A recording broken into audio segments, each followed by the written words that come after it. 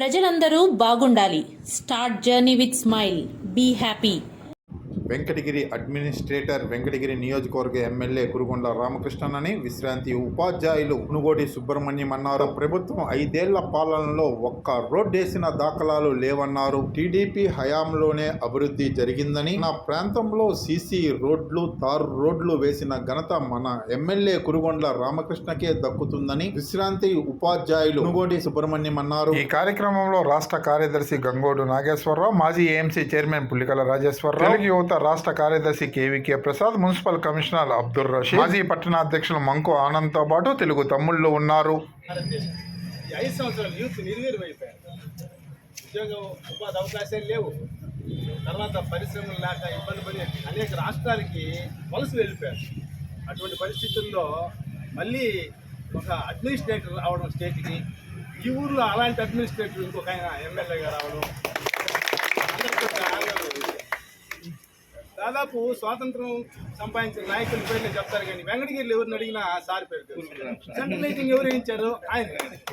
ఈ diversion road ఎవరు వేయించారు? ఆయన. వాటర్ ట్యాంక్, ఇటువంటివన్నీ కూడా చాలా వరకు చేసిన వారికి తెలుసు, అందరికి కూడా తెలుసు.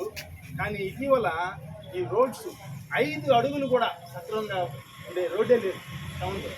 మనం అప్పుడు మీరు వేసినప్పుడు ఎప్పుడో వేశారు, చంద్రబాబు వేశారు, నాకు గుర్తుంది. ఇప్పుడు ఎక్కడ రోడ్డు చూసినా బాల. కానీ ఇప్పుడే మిమ్మల్ని అడగడం లే, ఎందుకంటే మీరు ఇప్పుడే వచ్చారు. ఇంకా కొంత టైం తీసుకొని వీటి మీద కాన్సన్ట్రేషన్ చేసి మీ యొక్క గొప్పతనాన్ని అప్పుడు లాగానే నిలబెట్టుకుంటారు. నా దృష్టిలో అందరికీ మాత్రం చాలా అవసరం కూడా. అదేవిధంగా ఇప్పుడు సెంట్రల్ లైటింగే కాకుండా ఈరోజు వారి చేతుల మీదుగా అక్కడ ఫ్లాగ్ కలర్స్ పెద్ద పెద్ద సిటీస్లో లాగా వస్తున్నాయి. అదేవిధంగా అక్కడక్కడ స్పీకర్ లాగా అరేంజ్ చేసి ఇంపార్టెంట్ డేస్లో ఇంకోటి ఏకాదశి లేకపోతే ఇంకోటి వచ్చినప్పుడు ఓం నమ శివాయ, లేకపోతే నమో వెంకటేశాయ, లేకపోతే జై పోలేరమ్మ, అట్లాంటివి కూడా తీసుకొచ్చి కొంచెం ప్లెజెంట్గా వెంకటగిరి ప్రజలు ఉదయం 1 గంట, సాయంత్రం 1 గంట అవి ఆ ప్రదేశాల్లో వింటారని ఆ విధంగా కూడా ఏర్పాటు చేయమన్నారు. వారి సలహా మేరకు ఆ విధంగా కూడా జరుగుతుంది.